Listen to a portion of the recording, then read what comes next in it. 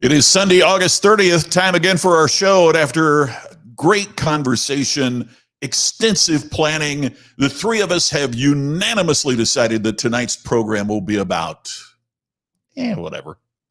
Welcome to the Ken and Glenn Show with a guy named Scott.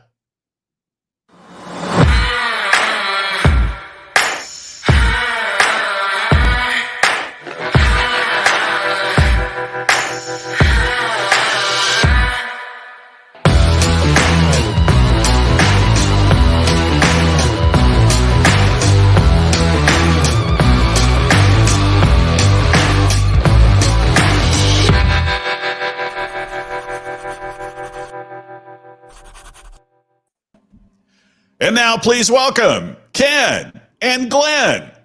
And me, a guy named Scott. Hey, guys. What's going on, fellas? Hey, you know what we do at the end of the month? Every month, it's Exactly. Dealer's Choice. That's right. Dealer's Choice. Every month. Every month. It's a little early in the show to be giving everybody this. Oh my God. That's a foreshadowing 90 minutes from now.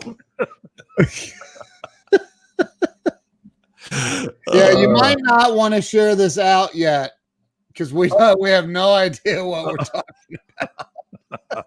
When It is that could go topic so south. fast? Well, I think we're trying to prove a point, are we not, gentlemen? We're trying to prove a point that with exactly zero preparation, you can still do a quality show. That's right. That's right. Even the shows where we know what we're going to be talking about, there's times we don't know what we're talking about. Right. Right. I'd say That's that only before entirely anybody in the true. audience got the chance, right? So How was Scott, your did week, you- gents? Scott, did you check LinkedIn? I did not. I don't even know how. Like, I think you can search for my name on LinkedIn, and I know we're connected on there. And This is this our is first time. exciting because it's historically significant, correct? It is. That on this next to the last day on August 30th of the year 2020, bizarre year as it has been, we are going live on LinkedIn tonight. Yes. We are live on LinkedIn right now for the very first time ever. The Ken and Glenn Show with a guy named Scott is live on LinkedIn. Wow. So I just that's want to really breathe cool. in that moment. That's Breathe it awesome. in. I am. On my page, on my page. On I LinkedIn. have it, and I just posted it on my page. Do you have it? That's awesome, dude. Yeah. So, Wow. hey, I want to share with you guys that I addressed yet another bucket list matter Yeah. this week, and I don't have any bad news to dump upon you. I'm still still planning if it goes according to my wishes. I'm still planning to be a triple digit dude. I want to become annoyingly old. That's my goal. But at the same time, I still don't want to wait until later in life to get things done. Right now, I'm still fairly youthful and vibrant, and I want to take that vibrancy and engage the things so that I'll be at maximum enjoyment when I do the things I want to do. Well, one of the things I've always wanted to do, and I'm not joking about this, is I've never experienced a hurricane, never experienced it live. And I heard, hey, Hurricane Laura is getting ready to hit in Louisiana, and Louisiana is next door. Sounds like a road trip to me. Right. And I didn't quite go the extra mile and go all the way to Lake Charles to stand in 140 to 150 mile an hour winds. But I thought, I'll wait till it downgrades. It'll still be a Cat 2, but it was very significant because this was, and hello, Robert Brooker. This was the first time in history that Shreveport, Louisiana has ever been issued a hurricane warning. Wow. Now, how can you miss out on something like that? They've never been people in Shreveport are like, what the hell is what? I'm sorry, what? What? And they're like, yeah, there's a hurricane warning. So I headed out early enough to intercept the backside of the storm, and we left. Carolyn went with me. We left a perfectly sunshine-filled Dallas day to head over to Shreveport to stand in really high winds where I learned that opening umbrellas, not a great idea. And that was interesting because I just about became Mary Poppins, and went off into the sky when I opened the umbrella. Wow. But I got to stand in Hurricane Laura.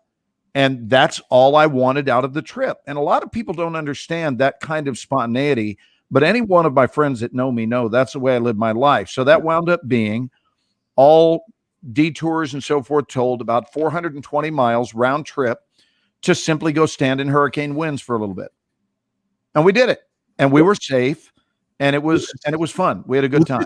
Was it different than you thought, or was it as you imagined? It was just as I would imagine. Wow. And, I think all along, Carolyn's not wired to be as spontaneous as I am. So I'm sure she was kind of shaking her head going, couldn't we just hold our heads outside of the car while we're going down the freeway and go, oh, that's what it's like, and then turn around and go home? But it's not the same. We're not in the hurricane. Let's go be in the hurricane. And, I'm not channeling my inner daredevil. I just wanted to experience that. And now I can say I've stood in a hurricane, and that's what I wanted. That's all I wanted. And I can't say enough about this. This is 2 things in a month that I've done that I've always wanted to do. The other one being to drive across the Lake Pontchartrain Bridge, which is 28.8 miles long. And it's the longest bridge in the world. And when you're on it, you feel like you're in the middle of the Atlantic Ocean because you don't see land anywhere. It's all ocean, and it's very cool. That's wow. Have you not been over that bridge, Scott? I have been over that bridge, but I've never been in a hurricane. And that's wild. I mean, it's like Charles says here. You become a storm chaser. Well, and I can answer that, Charles. It's called The Resident got postponed. Yeah. And a grown man has to do something with his time. And do you know any more about the postponement, Glenn? Where catch us up? We have no information at all, except that we did hear, and I've seen some articles on it, that we're not going to premiere until, I think they're now saying, mid 2021. Wow. So we're talking about a year from now. Yeah. Before we would be back on the air. Oh my gosh. But since it falls into that category of life called the uncontrollables, my reaction is the same every time I get uncontrollable news. I just go, and that just happened. Yeah. And that's it. You bet. And that just happened. Yep. I don't want to lament stuff that I have no control over. What does this say? I have lived in Navarre, is that how you pronounce it? Beach, Florida, for 25 years and always run the other way when hurricanes approach here. Well, that's because they're readily available to you, Scott. Yeah. When you're in Florida. But if you've never been in one and you're 61 and you start calculating when your life might be over, I knew that I didn't want to leave the world without being in some hurricane winds at some point. So that's all it was. It's not a morbid thought. It's just, Right. checking stuff off the list, By the way, speaking of seeing things on the news, there have been several articles lately with a certain Mr. Sutherland that you worked extensively with. Enlighten me. I know zero. He has been in several interviews and articles saying he wants to get the band back together. Oh, that someone leaked that to me. They said Kiefer's talking about coming back. Talking a lot about it, evidently. And well, you know my answer. Sorry, already booked doing the Ken and Glenn show with a guy named Scott. Sorry, Kiefer, you lose. Hey, you know what? I realize it's early, but at 10 minutes after the hour every week at this time we do. Ooh, that's just wrong. So once rumor again, has it Ken Walls cannot control himself and that he must seize the moment and speak first. Really? I'm sorry. I had a technical thing pop up. I don't know that we are live on LinkedIn. It said it's having issues with LinkedIn right now. So we were live a second ago. I'll take a look on this end here. So yeah, I don't know. I know we were because I saw comments coming. Oh yeah, Robert Brooker made a comment. And when I go to your page, it says previously live and starts from the beginning. I want to mention, Ken, are you going to get into your share? I want to hear it. Yeah, I don't know. I don't have the article pulled up, so I'm going off of memory. But the CDC just released, I think it was yesterday, they said that of all of the reported COVID deaths, that they've discovered that it's only been 6% of them, of the 158,000 in the United States, 6% were directly from COVID. That all the other 94% were, they had I think the average was 2.6 other, and how you get 2.6 other things going on, or what do they call them? Comorbidities or something. I actually think that's the correct term, brother. Yeah. How So medical of you.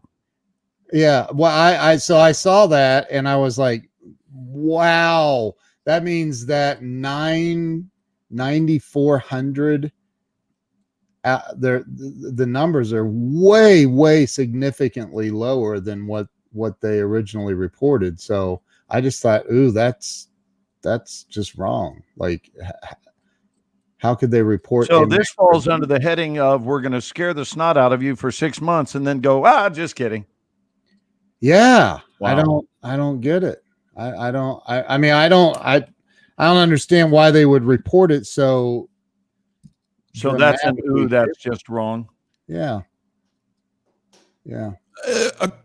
According to Fox's report, what they said is that 94% of those who died also had underlying other conditions. It didn't say that they didn't die from COVID, but it did say that 94% of the people who died also had something else. Right. That it was only 6% actually died from COVID. Like it wasn't. No, that's not. I don't agree. That's not what they're saying. That's what it said. It's on CDC report right here.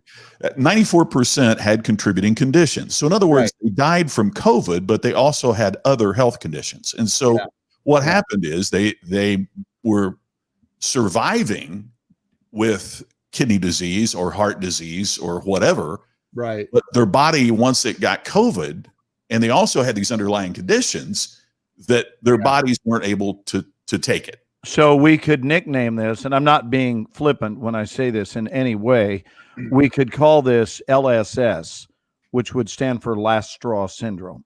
Yeah. Right. You know what I mean? In other words, COVID was just the last straw. Their body couldn't take anything else. And you know, honestly, the flu, the standard flu does the same thing to people with comorbidities. So that's all I'm saying is, you know, if you are already suffering from that, again, this isn't for argument's sake. I just saw the report on the CDC from the CDC, and I'm like, you know, it just kind of shocked me. Like, wow, right? We shut down the entire economy globally for you know, something that I don't know. Anyway, so well, you said it shocked me, in my opinion. You're saying it shocked you, and I got to tell you right now, there's something that's shocking me. This is the first time in the history of the show, and we began on Easter Sunday. Is that correct? We did. We have never worn 3 distinctly different color shirts. That's never happened on the show. One of us is always matching the other, and it's never planned out. It's just worked out that way. And many times I've looked, and it looks like we planned to all dress the same way for the show. Tonight, we have our color schemes represented quite nicely. I like that. What was your that's just wrong, Scott?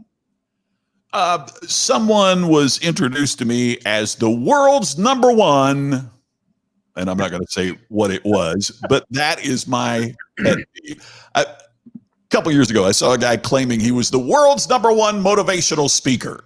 I'd never heard of the guy, right? So I got in contact with him and just said, you know, just out of curiosity, you know, like where did Tony Robbins, you know, place on that list? For some reason, and I think social media contributes to this, there are people who say, they think it's going to gain them credibility, saying they're the world's number one sales trainer. They're the world's number one motivational speaker. They're the world's number one. And who said that is, I think, what we ought to be asking first. Right. And to me, when someone claims now, if they have underneath that, or if they say, Forbes magazine or the New York Times called me the world's number one, man, it's that's just wrong. I won't even claim to be the world's number one Scott McKain. I'm not convinced. Right. But you should believe any speaker that declares themselves to be the 33rd best speaker in the world. There you go. Because you're going, you know what? I'll bet that's an accurate statement. Right. Well, I haven't forewarned either one of you, but at this time, I'm going to invite you to fasten your seatbelt for mine. Uh-oh. Go ahead and reach over there and pull it around you. And you might not only want to strap your waist in, you might want to go with a full shoulder experience. I only have a lap belt, so. And Scott is strapping himself in as though he's in a helicopter, which I love. Are you ready for this? Yeah. So Carol and I were over. What you had to drink. We were visiting Yasmin last night, and we went out, the three of us, and had dinner because she's in town visiting from Atlanta.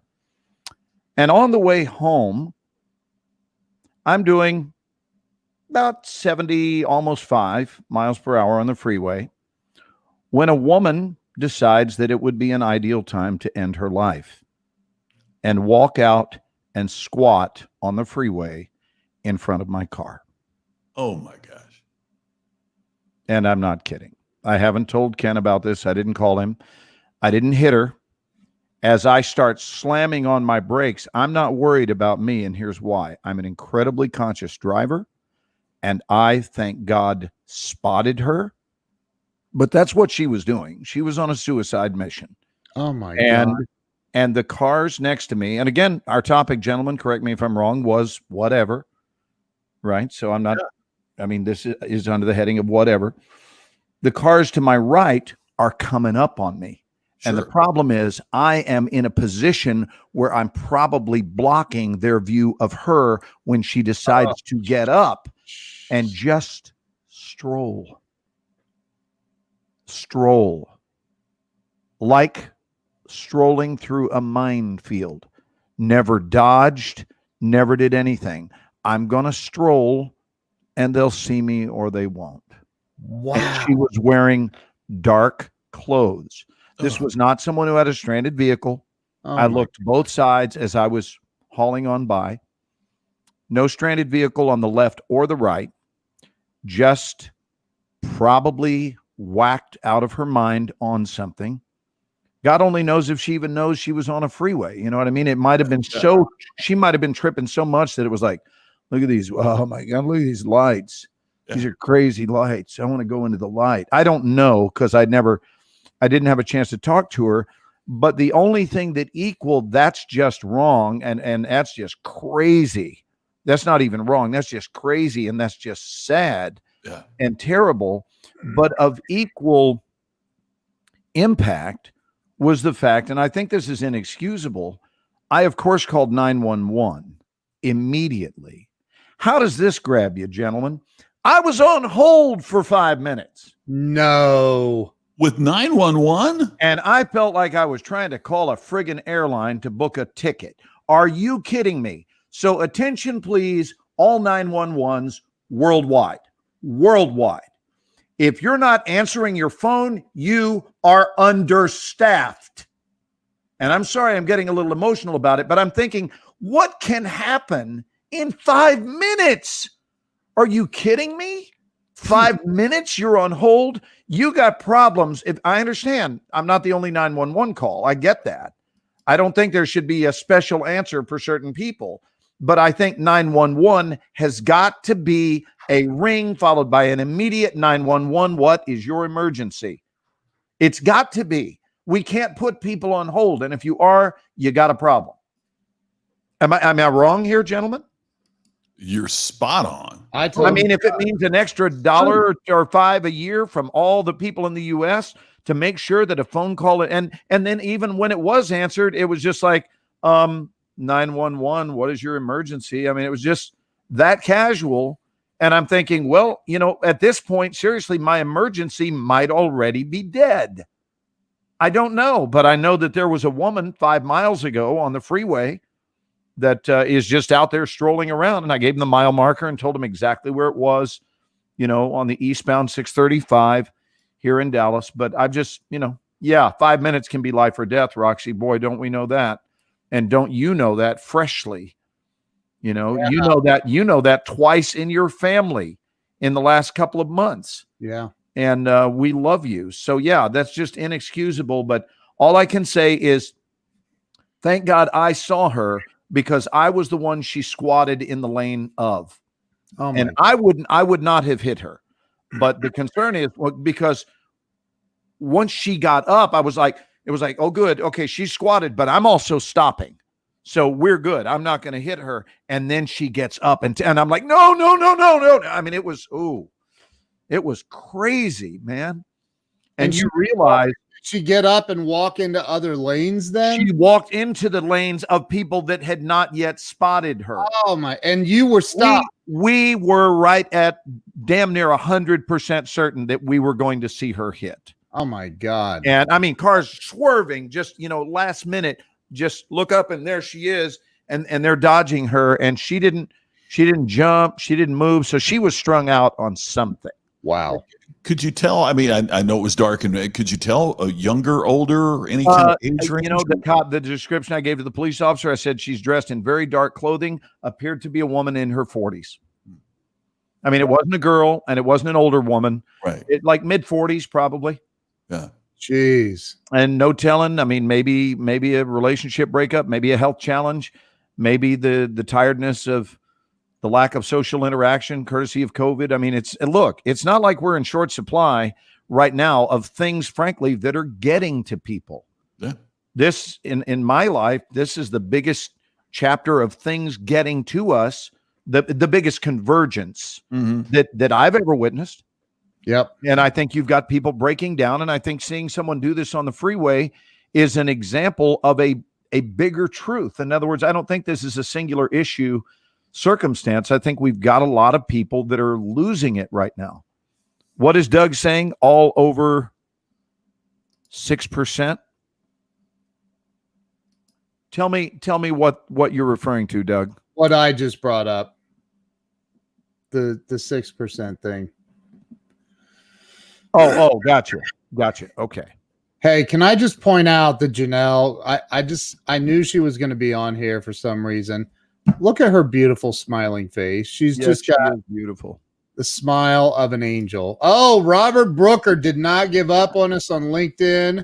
I think LinkedIn may have just had some connectivity issues or something. I don't know. We were live and then I got a message saying we weren't live. So yeah, we weren't when I checked it out. So I'm glad to know we're back. So we're back, apparently. What was the comment about getting rear-ended? I guess it was from Robert. Ernest. Someone rear-ending me as I was going to hit the brakes or something? I didn't see that. My gosh, we got a lot of comments already. Well, let's highlight some of the comments since this is a whatever night. Let's see what everybody wants to talk about. Charles hates being called out on that, Scott. I saw that. He is the world's #1 real estate agent. Yeah. San Jose, California. And Laura is a client and friend of mine. She is actually a doctor. Well, she's a nurse practitioner, same thing. And her husband's an ER physician. So she deals primarily in geriatrics. So out of her 750 patients, I believe she lost around 150. So she knows an awful lot about this for sure. Anyway, yeah, this is a certainly a crazy time, and what I try to do is I try to be the world's #1. #1 what? Go ahead, Ken. #1. No, I look, I'm not trying to be the world's #1 anything. I'm just trying to bring positivity to social media, which is where people are spending a majority of their time. and I try to always bring positivity, man. And you know, I gotta tell you, I saw this Facebook post, and then I researched it to make sure it was true, because you know we do see those Facebook posts that were like, oh my god, and then you find out, oh no, that's not necessarily true. But there was this post, and do you guys mind if I share my screen and show you this post? I'm already excited about it. It's really cool, man. This is, I'm just going to show you. So there's this little boy that sees these police officers walk into a Chick-fil-A, and he runs up to them and asks if he can pray for them, for protection for them, and everything else. I just thought, you know what? That is just right. And that is what we need more of in this world. This woman, Kimberly Clark. Now, this is from October of 2019, but you know, she says that she went in and he asked if he could pray for him, and he grabbed their hands and said the sweetest prayer she had ever heard. And I thought, man, that is freaking awesome. That's just awesome. This is our next share is, ooh, that's just awesome. And it is.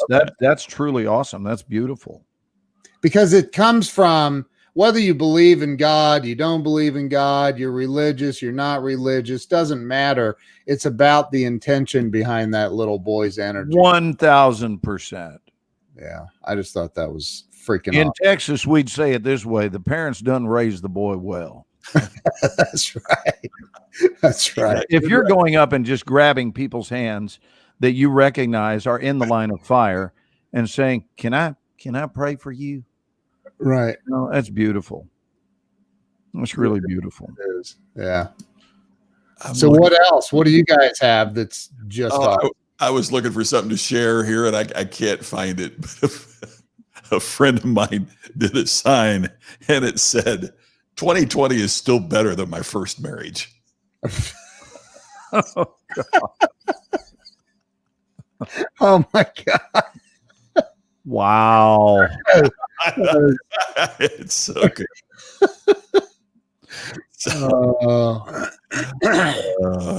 That is funny. Man, life is good. Life is good. I know there's a lot of people that you know, like Glenn is probably getting ready to start rolling pennies to put gas in his car. Oh, it's bad, man. Employed for so long. It's bad. I'm looking at sitting out on the side of the freeway and saying, Fox postponed us again.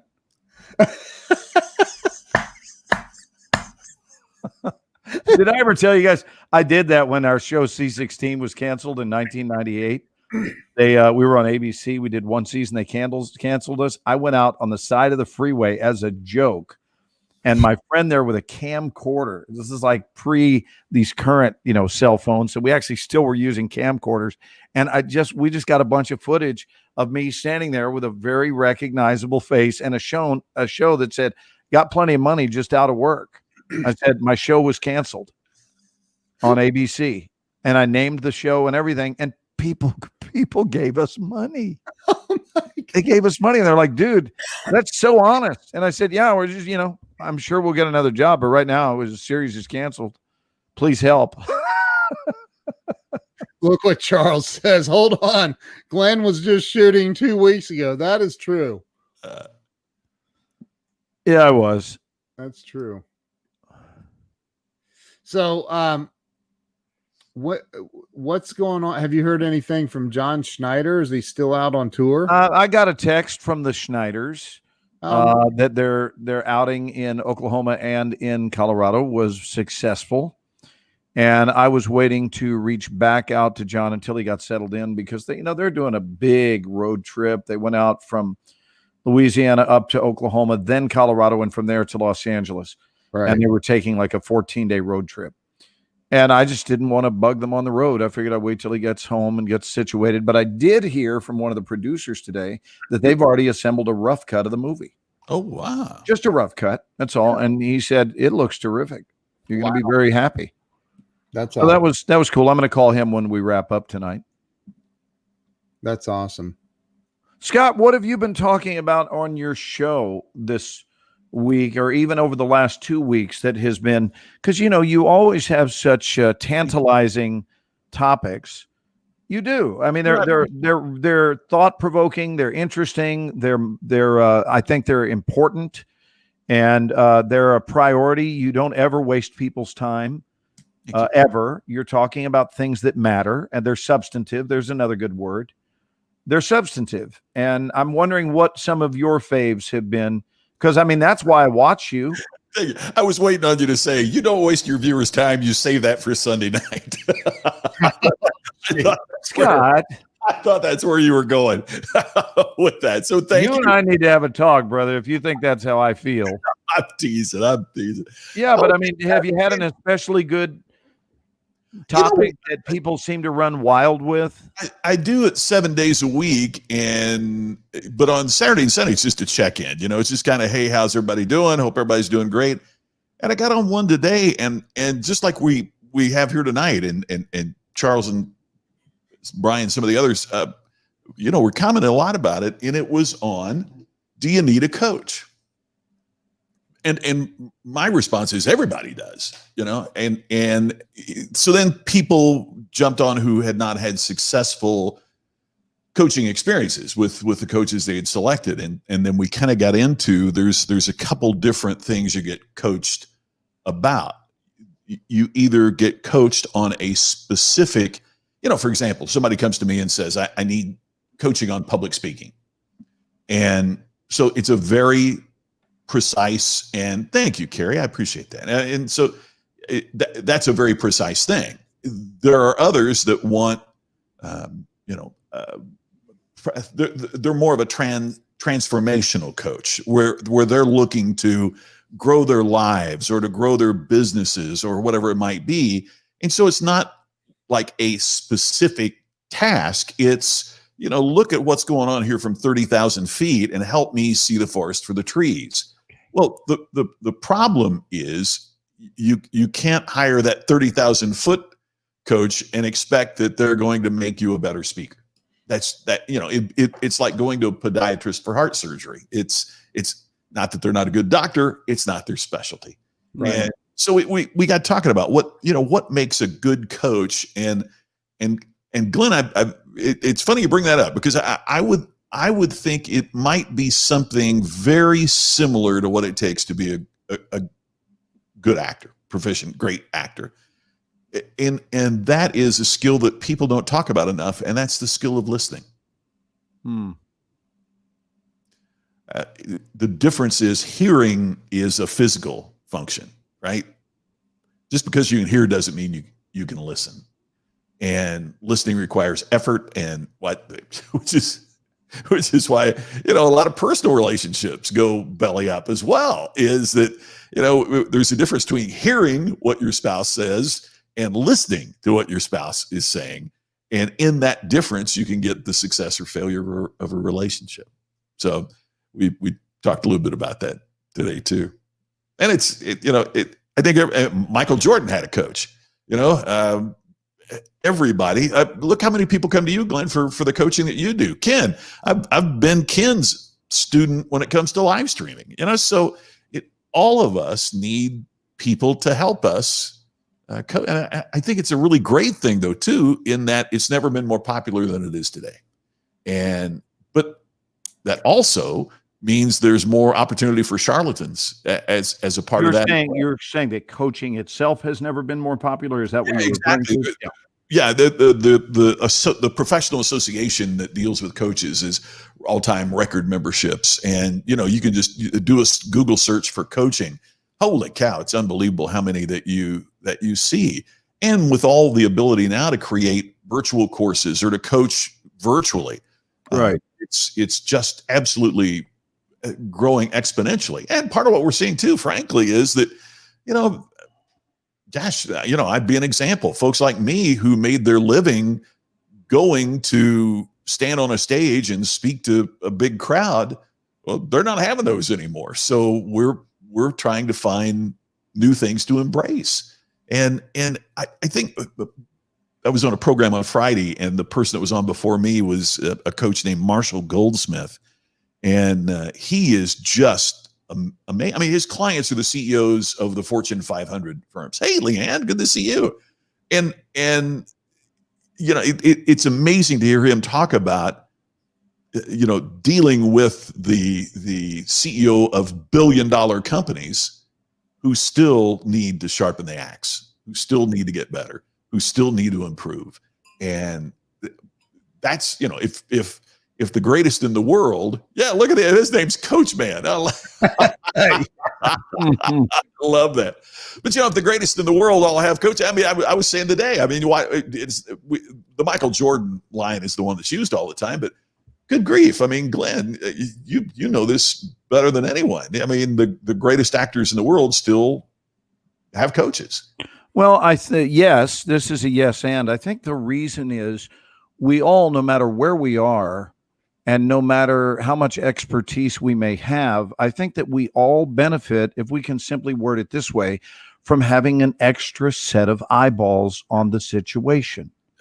Whatever it is, just an extra set of eyeballs who says, you know, I'm wondering what it looks like from this angle over here, or even just from outside of your own body. Hey, here's what it looks like or feels like to be on the receiving end of you. Would you like some information regarding that? Would you like to know what it's like to receive you? I know what it's like to send you because that's what you do. You're always sending you, but you're not receiving you.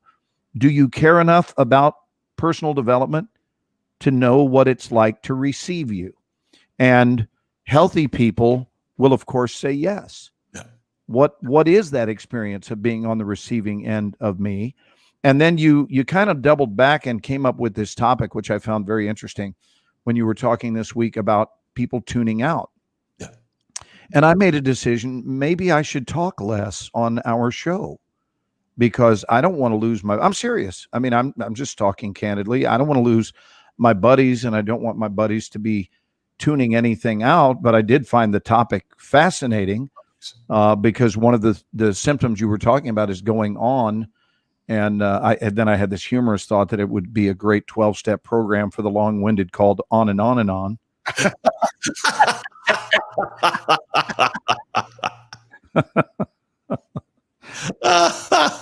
It's so good.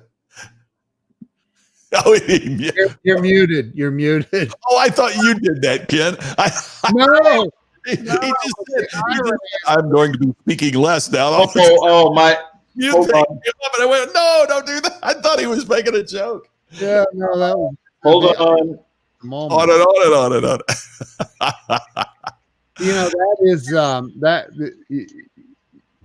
there are so many people that There we go. Are we back? Yes. Okay. Yeah, you don't have the Yeti. The Yeti's not connected. I don't think. Now I got to do this in the middle of the show. Really? Okay. Oh, you got this. You got Wait this. a minute. Microphone. Yeti. How about now? Oh, beautiful. There you go, man. Hey, I'm really a little quicker these days on these fixes. This is becoming old hat for you. Well, courtesy of your instruction, my friend. So, you know, I think that one of the you know, we all see, and by the way, I wanted to let you guys know that it did kill us on LinkedIn. Something happened, so I deleted it. You guys didn't even know. So if I seemed like I wasn't involved, I wasn't. I was involved in getting us back up. I'll be honest with you, Ken. It seemed like you were tuning us out.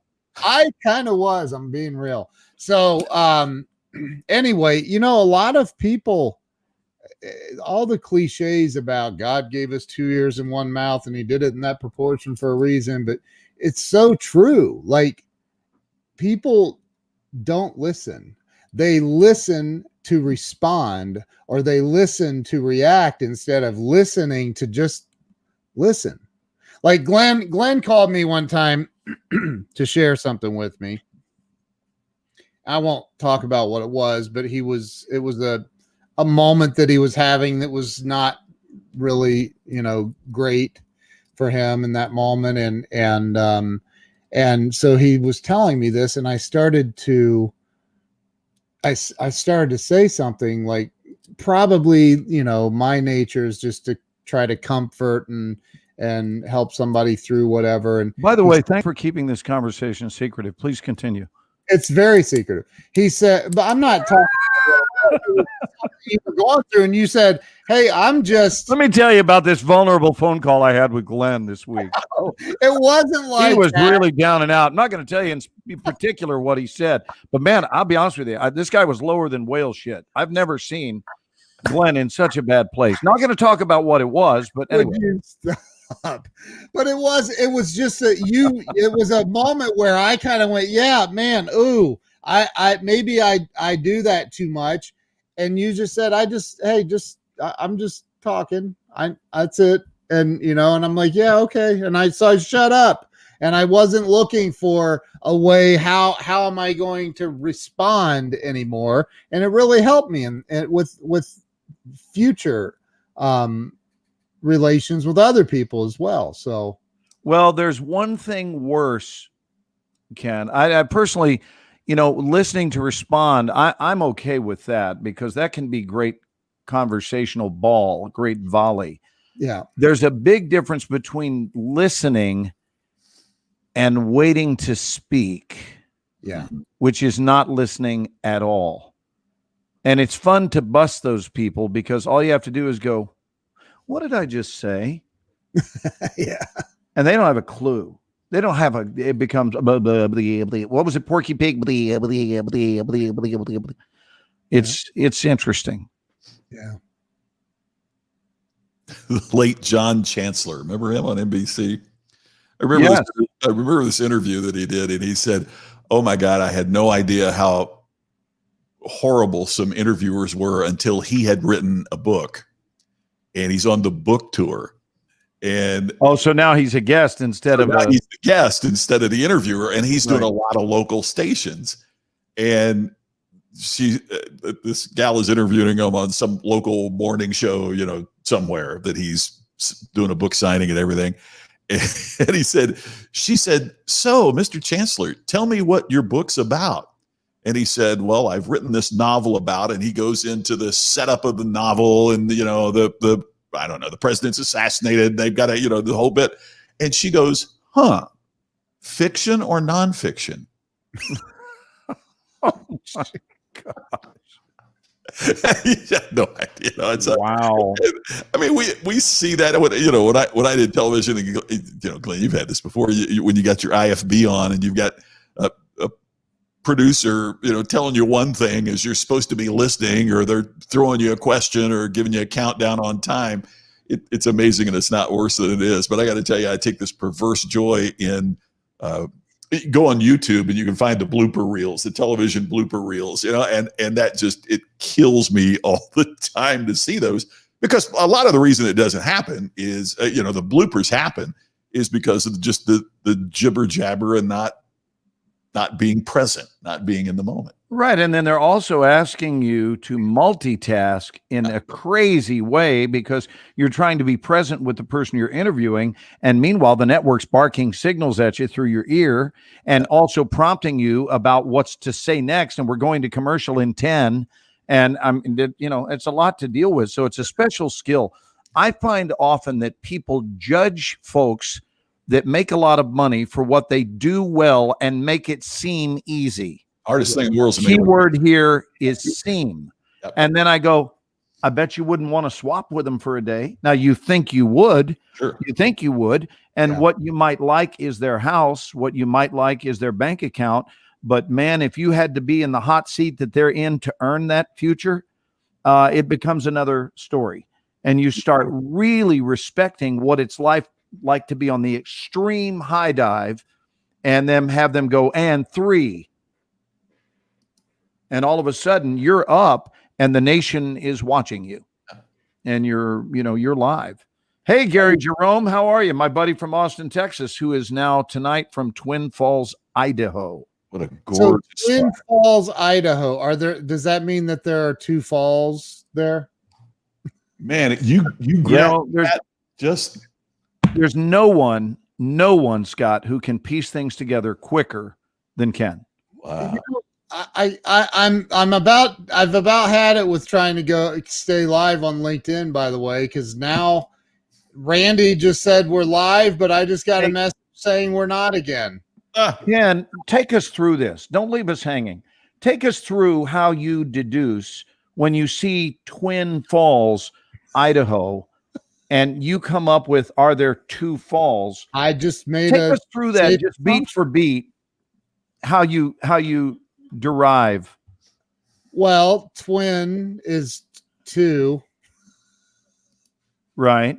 Yeah. Yeah, that's it. That's no great thought went into it. But it could have been by falls. Yeah. Well, so tell me about. I've never been there. What is it like there? Are there two falls then? That would be a good assumption. Yeah. I mean, no. I mean, is it like? Is it something like? I mean, I've seen two falls before. Are they split by a log, or is it like? There's cliffs in the area. Do you remember when Evel Knievel did the jump over the canyon? Yeah. Snake River Canyon. Snake River Canyon, which is near Twin Falls. So those types of canyons are there, and there are waterfalls. So you've got Twin Falls, you've got Idaho Falls. Next, Ken will be wondering what a tello is. Because what? A tello? Because somebody poked one somewhere in Idaho. Yes, in Idaho. A tello. I'm with you, Scott. A tello.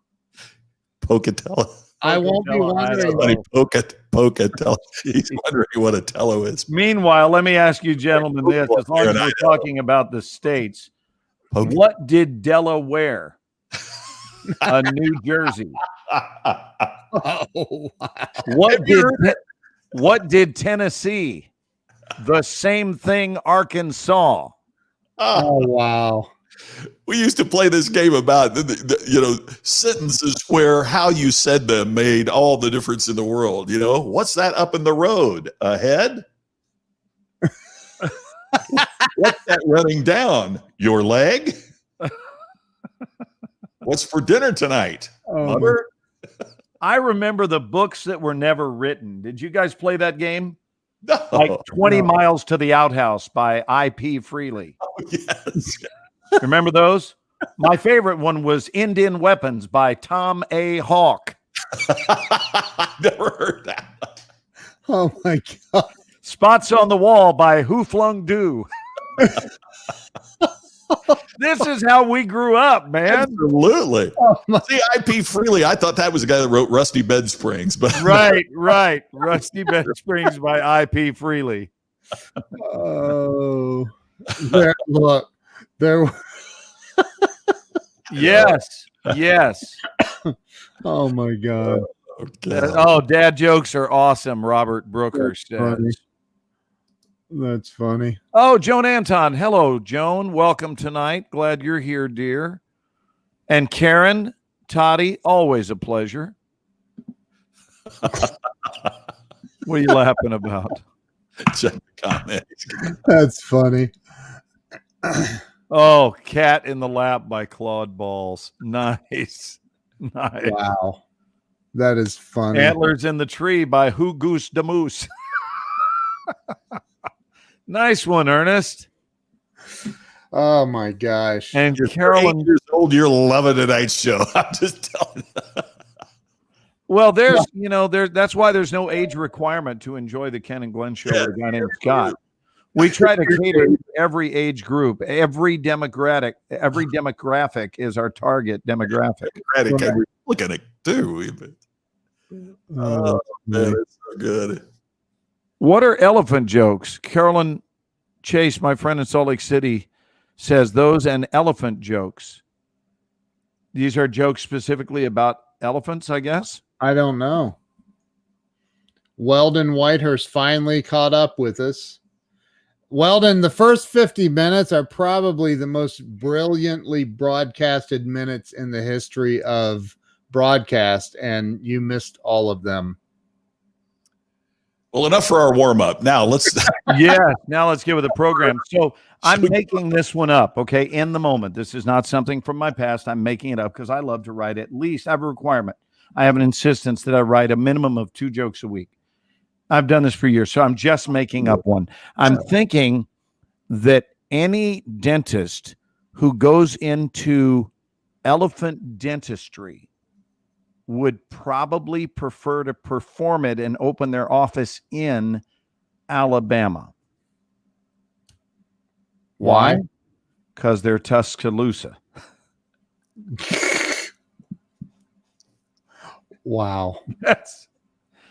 That's not even mildly funny, is it? I love that. I love where you're going. And I really, what I should add to make that joke even better is just say, typically an East Coast dentist, if he wants to go into elephant dentistry, will open an office in Alabama. Why? Because they're Tuscaloosa. Yeah, that's better. Why does an elephant wear green? You do a little Groucho there that you shot an elephant in your pajamas. That's so he can sneak through the tall grass. Oh, wow. So that's good, Carolyn. Thank you, honey. That was fun. Probably better if I had a few bourbons in me. We're telling jokes and everything, but I've got a question. What's the funniest movie you've ever seen? Oh, wow. Gosh, there's a bunch of them. Right off the bat, I love What About Bob, man. Oh, gosh. Because Bill Murray becomes the thing that will not go away. Richard Dreyfuss cannot get rid of Bill Murray. If you haven't seen that film, put that one on your bucket list. Yeah. It's funny. How about the original Out of Towners, Scott, with Jack Lemmon and Sandy Dennis? Oh, yeah. You remember that one? Yeah, absolutely. That was a funny old school comedy. Long time. Yeah. Yeah. Well, there were some classicals. The one that you couldn't make today, and even the director said it, is Blazing Saddles. Oh, my God. Oh, that would be viewed as so inappropriate and un-PC and wrong. And Mel Brooks, I read an interview recently with Mel Brooks, and he said what most people don't realize is the ones that the lines in there that everybody says today is so offensive, those were written by Richard Pryor. Yeah. And he was one of the screenwriters of Blazing Saddles. Oh, no kidding. Yeah. And he said now that Richard is no longer with us to defend that and say, no, you don't get it. The reason that that's in there was because a black guy wrote it. He said, I could never remake that with Richard Pryor being there. But gosh, what a funny movie. I was still in high school, I think, when Young Frankenstein came out too. And I remember being in a theater in Scottsburg, Indiana. And a lot of the people that were there didn't know that it was going to be a comedy. Blazing Saddles? No. Young Frankenstein. Oh. I mean, about 3/4 of the audience did, but the other fourth was like, "Oh, how great! They're making Frankenstein movies again." Oh no! So until Marty Feldman said, "What hump?" The opening scene of Young Frankenstein is they open the casket and it's the Book of Secrets or something. And the guy reaches in to take it out of the hands of the skeleton, and the skeleton pulls it back. And they're doing like this. And that's the opening scene. And I just remember these people going, they thought it was supposed to be a Frankenstein movie, looking around, like, what? Look at what Yasmin says. Long Duke Dong in 16 Candles kills me. Long Duck. Long Duck Dong? Yeah. Oh, Long Duke. I thought it was what it was. Boy, and Yasmin, John Hughes. Holy cow. They're talking to you. John Hughes. I'm on like a 30-second delay. Planes, Trains, and Automobiles. Oh, One of my favorite comedies, but yet the end is so powerful and touching. What a great. And you can't help but feel terribly sorry for John Candy. Oh, no. I mean, you just sympathize with him so much, especially when he stands up and starts crying, and defending but I'm the real thing. And he's a curtain shower ring salesman. And they're remaking that right now, by the way, with Will Smith and Kevin Hart. Oh my gosh, no way. Wow. Oh, don't you want to let that film alone? I know. Leave it be. Leave it be. I mean, it was state of the art. Like Karen says, I know. Pillows. How about those bears? That was a great film. There is my brother. I don't know if he's still watching or not, but he went to the Great Lakes Academy, naval basic training for the Navy, which is in it's in, where is it? Why can't I think? Great Lakes is up north of Chicago. I'm guessing it's near one of the Waukegan lakes. It's Waukegan, Illinois. Yes, next to the lake. So we drive up for his graduation, and it was me, my mom, and I think my grandma. I don't know, like several of us. And there's this little motel that this little shithole. Am I allowed to say that on the show? Well, you just did. So yes. I see somebody behind you back there. Yasmin is getting ready, I guess, to make an appearance on the show. Here she goes. And we stay in this hotel. Well, you got to bring it up closer if you want to feature it. Hotel that they filmed Trains, Planes, and Automobiles in. No kidding. Same one where the car had caught on fire and they pulled it. It was that motel. We stayed at that. Oh, that is so wild. Oh yeah, it was crazy. It was so cool. That's one of my favorite movies. What Yasmin just grabbed the statue of the nearest bald-headed man and said, "Is that you?" I don't know what that thing is. She's fascinated because she takes class with me and she always sees this backdrop. So now she's here in our home tonight and she can't control herself. She's playing with the props. Oh, I see. Is it? I just saw a comment. Is anyone else curious about the head on Glenn's bookshelf? What about the movie The Other Guys? Oh yeah. Have you seen it? Yeah. Oh my God, that movie. That's one of my favorites. Well, we like both those guys. You know, the rock and they fall out of the window. They off the top of the they jump intentionally like they're going to go catch the bad guys.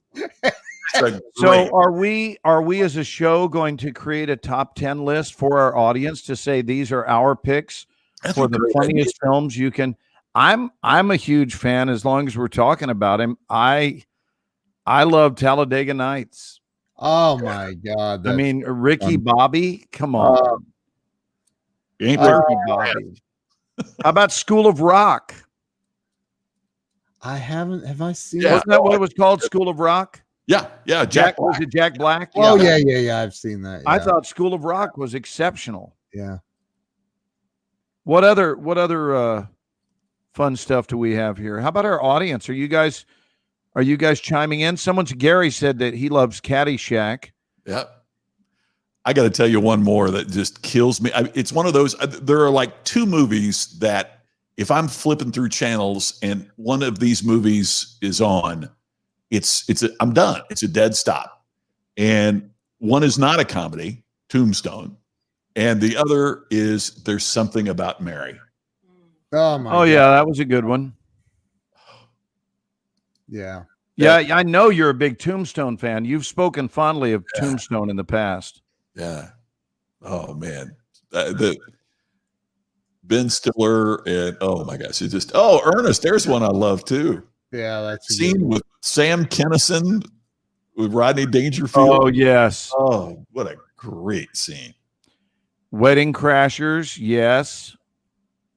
Animal House was what a classic. Let's talk about like what's coming up in the future for us on an individual level and other people as well. Tommy Boy, there's a good one, Johnny. Oh, yeah. Oh gosh. Yeah, there was another early departure that crushed us. Is Chris Farley dying at that? I think he was he a 33 guy or a 38? You remember? Was he 33 when he died or 38? Yeah, I think he's one of the 33. There were a lot of 33s. I know Belushi was 33. It's terrible. All right. Well, you suggested it, Ken. Let's talk about what's up. Yeah. What's coming up? I like Glenn, what's going on with you, man? I know you're waiting to get back to filming. I don't feel survivor's guilt. But I will tell you that I feel something that could be described as survivor's guilt's next door neighbor. which means that I feel almost unfair in describing my experience during these last 6 months because, and Ken, you were a part of that, and Scott has come aboard that team.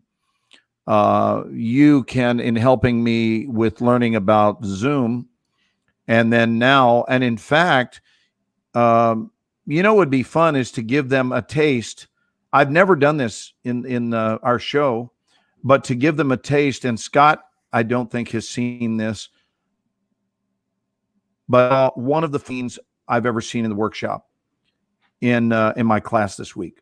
And I've never featured any of our actors on our show. I've never done that. But what's interesting is the use of Zoom. So let me go back before I start circling all over the place. I just feel like I have been blessed to be resourceful and find my way in a way that leaves me feeling happy and stimulated, because like so many others, I lost my job. They shut our series down, and that meant all other jobs in television or film. And so do you want to sit and sulk about it, or do you want to be resourceful? And I shut down our physical building courtesy of COVID, and courtesy of your guidance, Ken, I was able to not miss a beat and just become an online acting teacher, which I frankly never thought I would do that. Never. And it just shows you that entrepreneurial minded people do often what they sometimes never thought they would do, because we're responding as favorably as is humanly possible to the stimulus at hand. Yeah. Whatever it is, we don't know. None of us know what tomorrow will bring. But when it brings us something, I mean, at the risk of quoting an old adage about it brings us lemons and we make lemonade. So you hadn't planned on making lemonade, but you're presented with a set of circumstances which is unprecedented.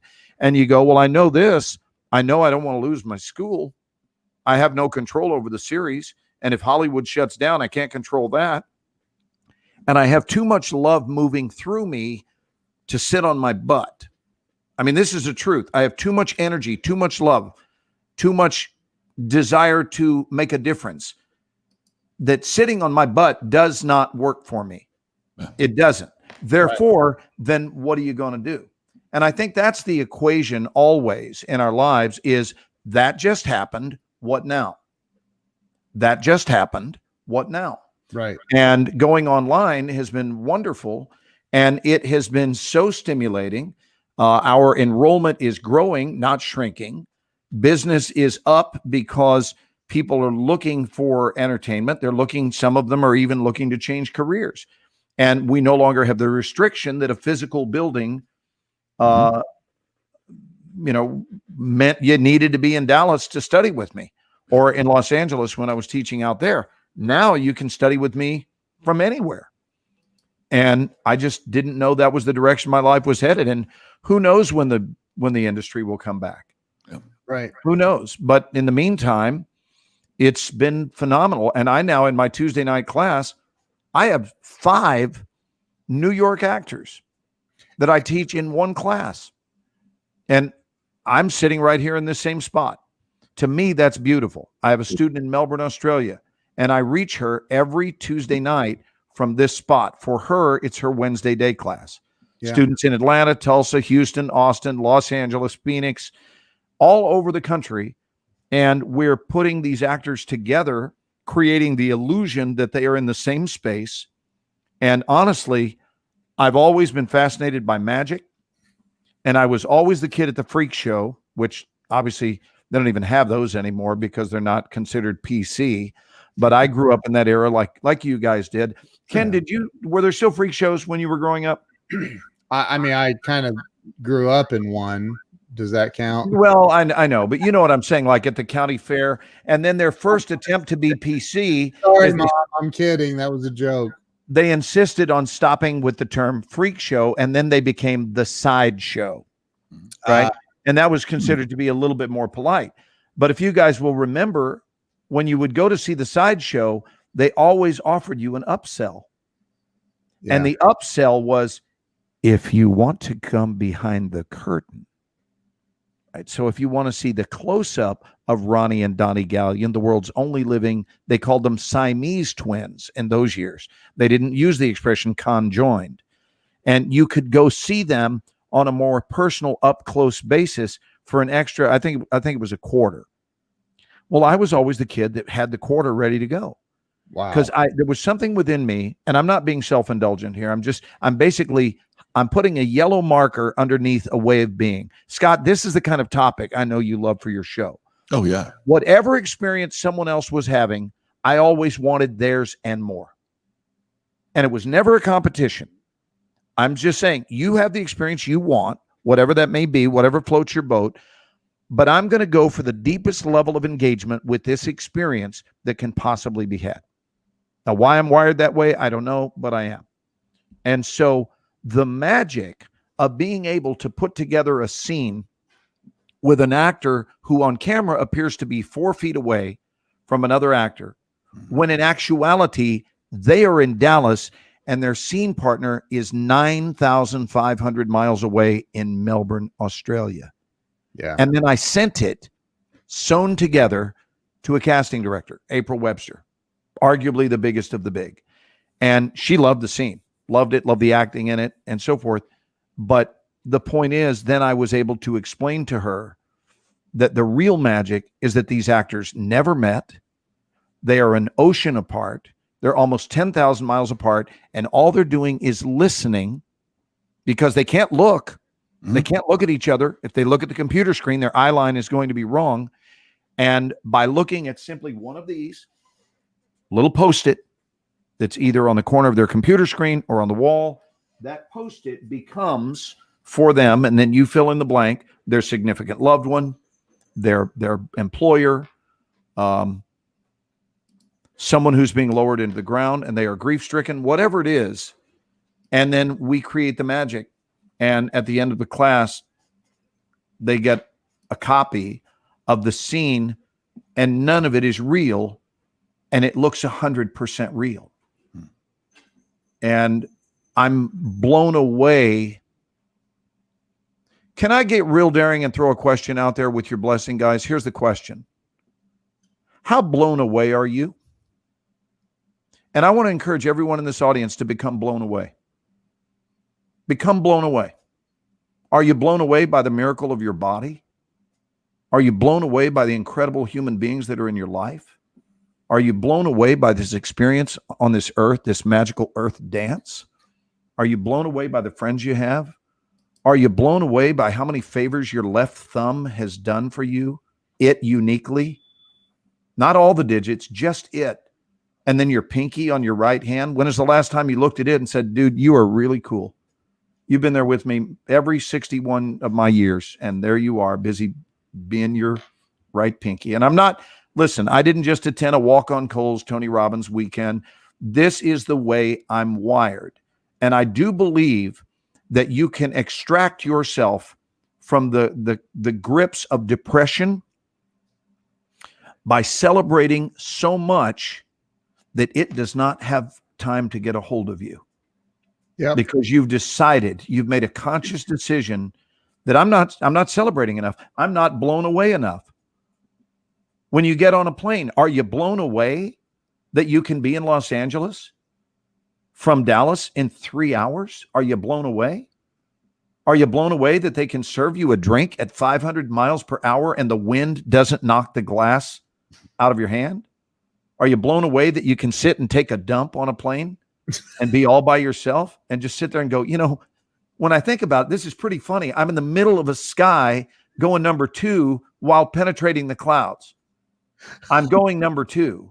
And I don't ever want to take these moments for granted. Now, feel free to laugh, Ken, but I'm really not joking. I know you're saying, I'm saying that the secret to happiness is to start being blown away by everything. Yeah. Because I got to tell you, if you knew you had 7 or 8 hours left, everything would become amazing to you. Yeah. That you sat there and you took it for granted throughout the dance. And the minute you stop taking things for granted and you commit to being blown away by, I'm blown away by both of you. I'm blown away that we have this audience that supports this show. I'm blown away that we have the internet here. I'm blown away that we can reach people around the world. I'm blown away. I'm blown away that I get up in the morning and I can walk. I'm in this, and I think what brings it about is a case of what I would call extreme gratitude. Nothing more. Good old-fashioned gratitude. And gratitude keeps me well. End of speech. You know, you said the word, and I forget what the adjective was that you used to describe it, but you used the word entrepreneur. You said maybe it was in the true form of an entrepreneur or something like that is what you said, I believe. So I like to look up the etymology of words, like where did the word the origin of it, yes. Yeah, so I looked up the word entrepreneur on. And what does it say? It says, it's interesting, especially that a guy like you would use the word. So I want to point this out. It originates from 1828. It's manager or promoter of a theatrical production. Say it one more time. Manager or promoter of a theatrical production. And then it goes that's a use, right? Or that's the etymology of it. Yeah. Okay. Reborrowing of French entrepreneur, one who undertakes or manages. Agent, noun from Old French entree, right? Which is entree is what, Scott? To begin? Entree. Enter to begin. Enter to begin. Yes. Get underway. Mm-hmm. Yeah. So it sounds like there's been a mutation of the word. It started in 1828, manager or promoter of theatrical production. So like when you start, and Glenn, you've talked about this before, when you start, and I brought this up to you, you have this ability to bust into you can take a casual conversation and literally you can turn it, you have this magical gift of turning it into a theatrical production.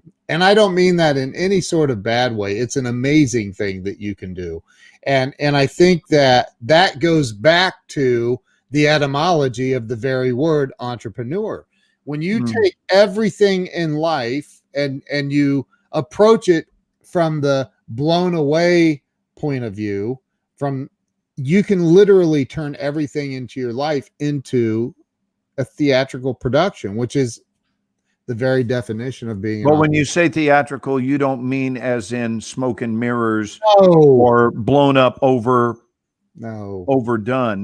No. You just mean it being brought to the forefront with maximum efficiency and fullness, I would assume. Absolutely 1000%. Yes. So an example of this, and by the way, I'm just right on the edge of tears. I don't know if you see it, but I'm just feeling powerfully, and nothing is wrong. These are the tears of everything's right. But even when I went to see the hurricane the other day, here's what I was blown away by. One, that nature's doing it. But here's the other thing. The fact that when I wanted to go, literally the road had already been paved. Literally. And I didn't do it. What I mean is, because there are people willing to work for an hourly wage and get out there in the hot sun and build roads, I don't need to do anything except pull out of my driveway, and the next stop is going to be the hurricane. And if those people hadn't built those roads, I'm still walking. And if someone hadn't designed a car, so I'm going to go ahead and be blown away by the people that built the automobile. And it's been 106 degrees 3 days in a row in Dallas, which I don't ever remember that having happened. But you know what? Somebody designed an air conditioner, God bless them. Because Daddy ain't driving to Shreveport with no air conditioner. No air. Right. So I just find that being blown away by things keeps me in a great state of mind, and it keeps me magnetic. It keeps me alive, and it keeps things in flow. Amen. Amen and amen and amen. I'm not sure I know what Carrie Lynn Carter means with all these emojis, but What are those? raising her hand Does that mean Carrie would like to speak? and laughing so hard she's crying. Well, then please speak, Carrie. Yes. You know, I commented on a post. I think I said this before. I had a client years ago, this dentist, that in his office he had this sign that said, and Sandy Archer just reminded me of this. He had this sign that said, "You're either living a life of humility or you're headed for one." And I just love. Oh, That's a great one. I love that. oh, that's good. It's one of my favorite. I've never seen it anywhere else either, nor have I ever heard it anywhere else. You're either living a life of humility or you're headed for one. So I'm going to put both of you and our audience, but in that order, both of you first on. I'm going to put you on the spot and say this, my dear brothers, whom I love. What blows you away? Scott, what blows you away? What are you just gripped by? I was certainly tracking with what you're saying. I think that we have sadly gotten to the point that we overlook the very things that we should be rejoicing. One of the things I've said for a long time is that familiarity does not breed contempt. You know, the old phrase is familiarity breeds contempt. Well, it Sounds like you have another word to insert for contempt. yeah, it's familiarity breeds complacency. Mhm. It's not that I grow contemptuous of those things over which have a long-term relationship with, whether it's a person or air transport or whatever. It's that we take it for granted, and when we take it for granted, appreciation is the foundation of growth. The things we appreciate are the things that we cultivate. And it's much like the farmer in the field, right? I mean, you appreciate the crop, so you cultivate the crop, you tend to it, you do everything you can to nurture it. And I think life is like that. I think those things that we appreciate are the things that we nurture to grow. And when we start taking them for granted, then that's when the growth stops. Not So only does the growth for system them, in- our growth stops, is when we fail to be creatures of intense appreciation. There's a thing in psychology called the reticular activating system. And the best description that I've heard of it is, you buy a red Mustang, you drive it off the lot, and as soon as you drive it off the lot, now it looks like every car out there is a red Mustang. You see them more than you've ever seen them before. And that's because there's something in our brain that now that we have a red Mustang, it's present in our mind, therefore we notice it more. So to me, the thing that what you're saying that I agree so much with is that when you practice appreciation, then you find more things to appreciate. It's like the red Mustang. You notice when you start noticing, then the things that you notice occur more frequently. And you start appreciating, then those things that you appreciate occur infinitely more frequently. So would you say then that the system begins breaking down when we begin to take things for granted, when we stop appreciating? The active appreciation. Yes, absolutely. And metaphysics would say about that I'm in wholehearted agreement with you, Scott. I mean, absolute mirror image, same pageness. Metaphysics teaches us that what we focus on increases. Yeah. In the 12-step program, they have a modernized version of that, which goes like this. If you tell it, you swell it. Mm-hmm. So what are you busy telling? Right. What's your story? Yep. What's your story? What is your story that you're constantly telling other people? And of equal, if not greater import, what is the story you continue to tell yourself with your words, with your actions? And we were lied to when we were taught that sticks and stones may break my bones, but words will never hurt me. One of the biggest lies we could ever have had downloaded to us, because words are very, very powerful. And we want to be careful with the words we use, because they are busy controlling our destiny, which I think is a sufficient enough reason to be careful with word usage. Hey, I've just on my thing here got a note of somebody that is watching us tonight that I have not seen in person for a long, long time. We stay in touch on social media, but his name is Jack Fox, and people in Louisville will absolutely know, because when I was doing movie reviews and starting, Jack was a incredibly well-known radio personality at WHAS Radio in Louisville. And the reason that I want to say hi to Jack as well is because you guys have heard Jack Fox. Really? He is the voice at every airport that says the white courtesy zone is located. Oh, wow. Brilliant voice that you hear. Is Jack. Jack is no longer, he's became an entrepreneur, left radio, but still does that. And the other thing that Jack does is, I don't know if he's still doing it, but one of the things I admired so much about Jack is every week, and he got paid to be a radio personality. Every week he went to a recording studio in Louisville and did programs for the blind. Wow. Would read the newspaper every day, so it was a subscription thing, or read books or whatever that was delivered for free or very low, or it could be sponsored through a foundation, so that the blind would constantly be getting whatever was the latest. Jack's just an extraordinary guy. So it meant the world that he shot me a thing that he was watching us tonight, because we haven't crossed paths in person for probably 20 years, but there's Glenn, there's an example of what you were talking about. Is it, I think it's active appreciation. And that's what I'm hearing from you, is it's not just, think, I'm not trying to turn this into a religious discussion, but think about how that's okay too. Think about how kids say their prayers, thank you for the food we eat. It can be memorized, and can be wrote, and not, there's a line in the Simon and Garfunkel song about when we pledged allegiance to the wall, because you were just, it was by rote and you weren't thinking about what you were saying, but then you break that down, even something like the Pledge of Allegiance, and appreciating actively those words. The phrase, it begins with I and ends with for all.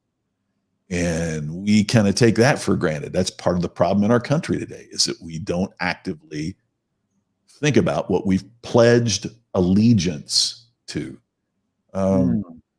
It's just, again, Glenn, that's why what you said had such impact with me, is it's not just saying, gosh, I appreciate this cup. It is, what I'm hearing from you is, somewhere somebody did what it took to make this, and then somebody else figured out, how do we get pictures on there? And then somebody else, and yeah, it was you.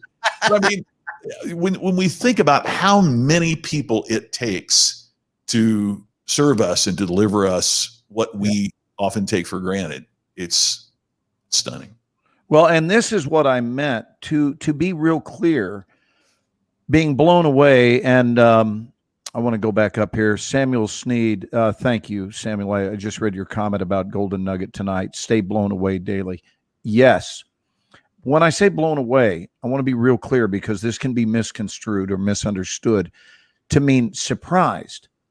I don't mean surprised. I mean stay in extreme gratitude. Stay blown away. It's mind-blowing that we get in these airplanes. Stay fascinated by that. Stay impressed by it. Don't take it for granted that any part of that experience occurs. Get invigorated and stay invigorated all over again. This will rescue you, all of us, myself included. I'm speaking from experience. It rescues me from a wide array of traps that seem to be damn near predictable. Human traps that people fall into, all of which can be avoided with a substantial amount of gratitude. When you're just constantly blown away, you're blown away by kindnesses. You're blown away by the lady who smiles at you when you opened the door in the morning and you realize How about every person I've ever been in an elevator with one-on-one? I'm not talking about the big gatherings, although on big gatherings, I've been known, and I don't mean a few times, I mean often, when I'm in one of those hotels where you're coming down early in the morning and you're on the, like, I don't know, 8th floor, and it's say a 30-floor building, and the door opens and there's still room for one or two. So you are going to get on. My standard line when it opens and everybody's just standing there, trying to look up and not really acknowledge. You guys know what elevator behavior is. I greet everybody when the door opens and say, good morning. At this time, I would like to explain to you why I've all called you here today. And I do it routinely, why I've called all of you here this morning, and say it as I'm getting on the elevator. And what it does is it gives everybody an instant hit of a reminder that we're all connected and that a sense of humor is rare and beautiful. Mm-hmm. And I've never, ever seen that greeting piss somebody off, ever. And people laugh, and it opens them up, and they turn to their neighbor and sort of emotionally high-five them. If you get what I mean, just energetically, they're like, that's funny, man. Why? How could I have been this old and I never had a stranger get on an elevator and greet me that way? When I'm alone with someone, I quite often will say to them, if we take the whole ride alone, I always greet them. 90% of the time, I will greet them before they greet me, which I have no feelings about it. It's just my MO. And by the time we get to the lobby, even if it's only a 30-second ride, here's what I say to them. I say, I know this sounds a bit extreme. I'm going to get teary-eyed thinking about this because I've done it so many times. I want to wish you the best of luck with the rest of your life, because I just realized that was probably the only 60 seconds we'll ever spend together. It stops people in their tracks. And the standard response is something akin to, they don't make that noise, but you can see them processing, going, what? And they are now immediately and powerfully present because they've never had that said to them by a stranger or even family. And they just got it said to them by someone that meant it. Mm-hmm. And they look back and here's what they do. Wow. Thank you. You know what? Enjoy your day and enjoy your life too. Wow. Thank you. I'm going to remember that. And it's so simple. It's so simple. All it takes is a decision to be conscious and get your mind off of yourself and put it back where it belongs, which is on the usness equation of this world. And I think I'm so emotional tonight because I'm witnessing this separation that has been going on during 2020 of people choosing sides and judging one another. And we're so politically divided, and we're so divided about our opinions of COVID and what it means and where it comes from. And division is not the answer. Unity is the answer. And divided, we will fall. It's so true. That comment, which was made a long, long time ago. Yeah. And so my role in this world is to be a part of the unification of human beings. And not just human, but animals, bugs, everything, just connection, connect. I don't think anyone at the end of their life is ever going to go, I wish I'd connected less. Yeah. No one's ever going to say they wish they had connected less. They will all wonder why they didn't connect more with others. Hey, Ken, what are you blown away by, brother?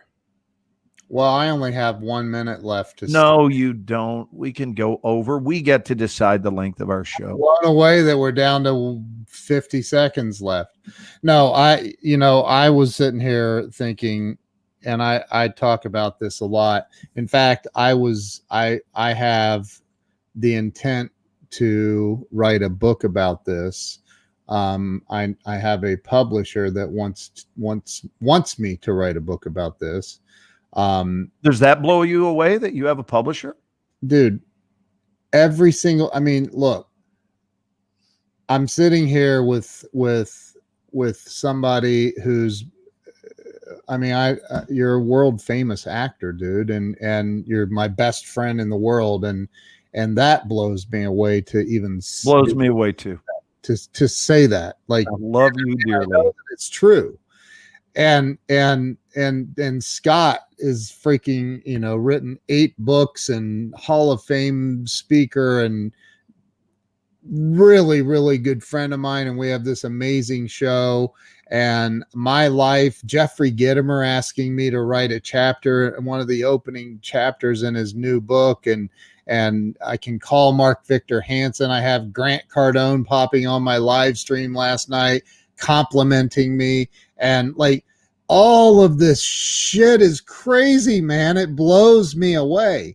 And I sat here and as I'm listening to you guys, and I'm not thinking of how I'm going to respond, but I'm thinking about what really, truly blows me away. And what blows me away is that people are so afraid of making the decision to drop all of the baggage bullshit and really go for it in life. And here's the thing, man. I am not supposed to be here. I have 18 years of sobriety. Your creator might disagree with you. On that. I get that, but statistically, most alcoholics on the level that I drank die, and I didn't. And I got into recovery, and my life is freaking unbelievable on every single level. I sat here today. I'm creating more content for my training program, and that Scott talks about all the time. And wait till you see the new training, because Can we please go a little longer tonight, guys? This is such good stuff. Yeah, we can. So I was blown away today, thinking, man, I can't believe, like, I literally meditate, and I say a little prayer before I start creating content, because I want it to be the very best content. So when people, consume it, they go, my God, that's going to change my life. What I just learned there. That's what I live for, is to help people wake up and really become everything that they should be and they were created to be. And Glenn, I use your example all the time of we outswam 500 million sperm. There's literally, the chances of winning the lottery are 1 in 260 million ish. And people go out and will spend fortunes buying lottery tickets, thinking that they have a shot at it, which they do. Obviously, you can't win if you don't buy a ticket, but you have a 1 in 400 trillion chance of being born. 1 in 400 trillion chance for the egg and the sperm to get together, properly implant on the uterine wall, the cellular splits and the heartbeat at 7 weeks, and then boom, after 9 months, you're born into this world. And so many freaking people are living their lives in the gear of mediocrity, and they're not living the way that they were created to live. So my book that I'm going to write next year is on making the decision to live your freaking best life, to live at your fullest, to get off the freaking couch, get off the fence, jump into your life with both feet. So it blows me away, because I know so many people that have the potential. Again, statistically, I'm not supposed to be here hanging out with Glenn Morshower and Scott McCain, and I actually have both of y'all's cell phone numbers, and I call your asses all the time. Which should probably keep you from paying any attention to statistics. I know, right? But I'm just saying, I'm just saying, like, come on. It blows me away to see the potential of, like, I bring up these things about the numbers and the COVID, and I don't, honestly, none of it has affected my life at all. And it won't.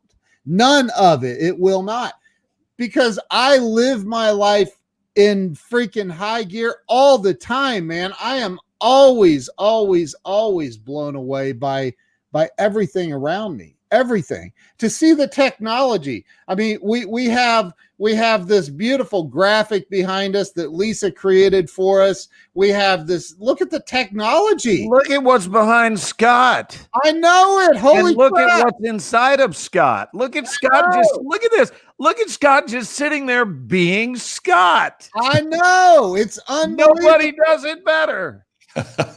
And you know, so I think that Glenn, you're 1,000% spot on, man. People need to freaking wake up. There's a book written by Anthony DeMello called Awareness, and throughout the entire book, he says in big, wake up, wake up, wake up. People need to freaking wake up to your life, man. You're going to die. We all have an expiration date, but the sucky part is we don't know what that expiration date is. Like you said, if it's 7 hours from now or it's 7 days, you're going to live your life a whole lot different than you are currently. And I don't care who you are. I don't care who it is. If you know, oh shit, the end of my life is in 7 days, the next 7 days, you're going to live in a place that you've never lived in your entire existence thus far. It's time for everybody to wake up, man. That's what blows me away. So let me ask you, gents, this, and really the audience as well, is why do you, and I'm not taking anyone's inventory. I'm throwing this out there for your own thoughts, all of you that are here with us tonight. Why, for those of you who this speaks to, why have you decided that someone else lives the dream life that you wish you had? Why have you decided that that's someone else's right and not your own? Why have you decided to look up to others instead of having the experience of looking up to yourself? How to look into the mirror and see someone that's really a human being that's on a mission to completely say a resounding yes to the very purpose for which they were designed. To just offer that up, a resounding yes, that I am entirely yes, Sandy, couldn't agree more. It starts with a wake up. We coach both of our children on the importance of becoming conscious, right? And Roxy, yes, Roxy, you've been living all of this week in the hospital, but it also doesn't require a hospital visit to get into this bandwidth of thinking. It does require a healthy use of your mind. It requires thought. It requires consciousness. It requires aim for you to place your attention on the things you wish to grow in your life. What are you fertilizing? Thought is fertilizer. We know this. So what are you fertilizing with your thought? What are you fertilizing with your words? What do you wish to have grow in your life? And why sit back and be an extra? I say this to my actors all the time. Why have you decided to be an extra in your life script? It's your life. It's your story. It's your legacy. And many people have succumbed to the habit of being an extra. You know why? In their script. Please do. I want to hear both of your thoughts. I want to hear the thoughts of everyone who wants to offer their thoughts. It's because people are walking around comparing their movie to everyone else's highlight reels. Well, we know that comparison is the thief of joy. It is. We're walking around worried about, oh, well, what's Glenn going to think if this, or what's Scott going to say, or, oh my God, Carolyn Chase, oh my God, what's she going to think if I really go for it and I screw up, or what's Samuel Sneed going to say? And, you know, like, we're all walking around in this freaking stupid fear of what other people are going to think and say, instead of just living what we were put. You know what you're supposed to do. Look, if I had just met Scott and Scott, and I said, I'm talking to Scott, and then he starts talking to me and he's going, well, I just don't know what, I can't even do it. See, like, I can't even pretend I'm Scott. It's so freaking beautiful. You know, I'm kind of thinking that I should probably bake bread for a living. And no one has ever shared a thought about doing anything to the contrary. And I'm just, how can I say this, gentlemen? I'm absolutely lost. At 6:40, it's 8 degrees. on the outside. You know what? At 9:05, I'm going to bake some pumpernickel.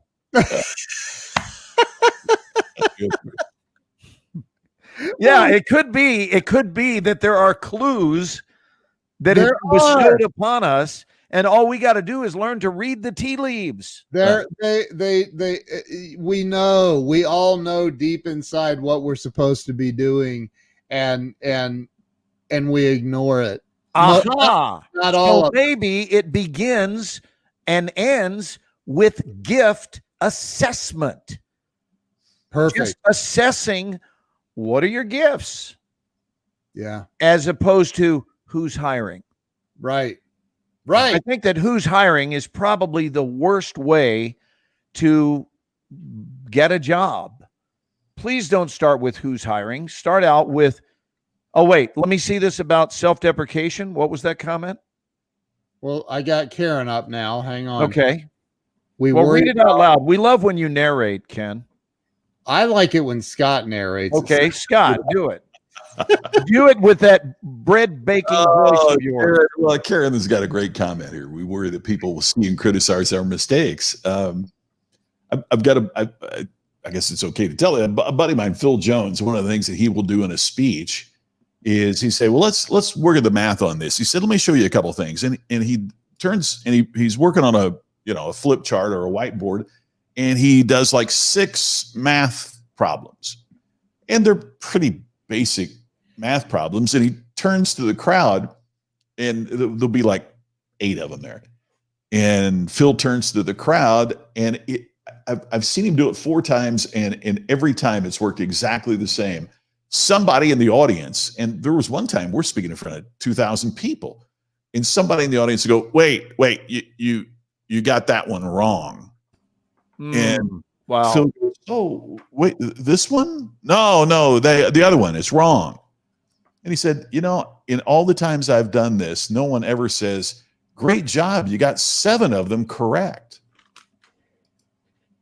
Wow. You got 7 of them correct? Someone, he says, I've never had anyone in the audience stop me and go, hey, by the way, just so you know, you got 7 of them correct. But he says, every time I do this, someone will stop my speech and go, hey, you got that one wrong. He says, is our mindset such that we are doing all we can to catch people doing something right? Or are we trying to, oh, look, that one's wrong. You got to fix that one. Right. So are we fertilizing the rights of others or the wrongs of others? Exactly. And I think that's part of what happens is, it happens from our parents. It happens from our, and on and on. I mean, I do a thing at Pepperdine every year. And one of the things I say to students, and this it was canceled because of COVID, but this would have been the 25th year that I've done this program. And the answers are always the same. We can talk about generational change. We can talk about how much kids have changed. This is always the same. I will say to them, tell me things that your parents told you before you started kindergarten. What are some of the things you heard when you were 3, 4, 5, 6 years old? And they always say, don't run through the house with scissors in your hands. Don't cross the street without looking both ways. Don't. And it's always phrased of what you should not do. And I just find that fascinating. There are some studies that say it's 8-to-1, the negative messages that we hear before positive messages, the preponderance of things that we hear before puberty, the messages are 8-to-1. Okay, so if we know that human beings are creatures of habit, which we are, and you're hearing negative as opposed to positive 8-to-1, doesn't it make sense that for many of us, our initial reaction is negative? All the reasons that we can't do something in business. Because we're inundated with it. We're inundated. Yeah. We're inundated with the negativity, and we're creatures of habit. Yeah. Joan has one. Don't. Yeah. Mom told me that. Don't leave the house without clean underwear on. And I'm thinking, if I'm in an accident bad enough that they have to cut off my pants, my underwear ain't gonna be clean anyway. Right.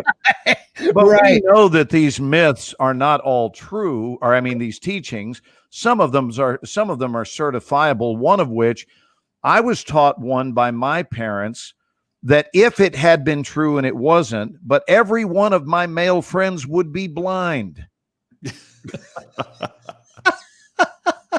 Notice you didn't include yourself in that group. Oh, and me included. I would be completely blind, and I'm not. Well, I'm just curious because it's the only guy here that isn't wearing glasses. So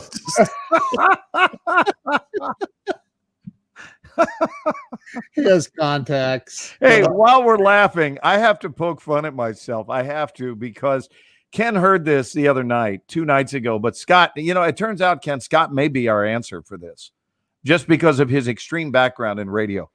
Scott, you might, especially if you know this person, you might find this funnier than anyone has. And a lot of people found it funny 48 hours ago. So I'll set the backstory.